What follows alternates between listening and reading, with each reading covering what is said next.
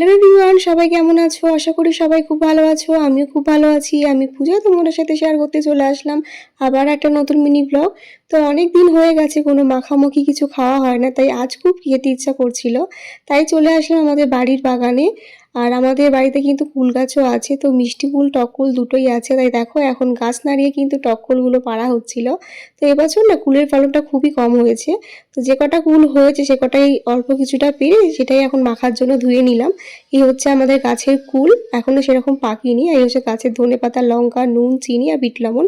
আর এটা হচ্ছে হামুল দিশটা, যেটার মধ্যে কুলটা থেতো করা হবে।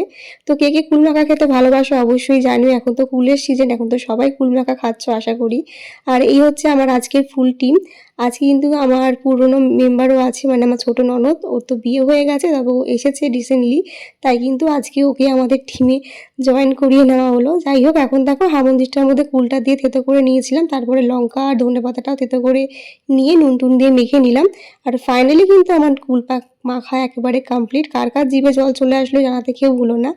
যাই হোক, তোমরা কে কে ভালোবাসো অবশ্যই জানিও। তারপরে কিন্তু কলা পাতার মধ্যে সার্ভ করে নিলাম।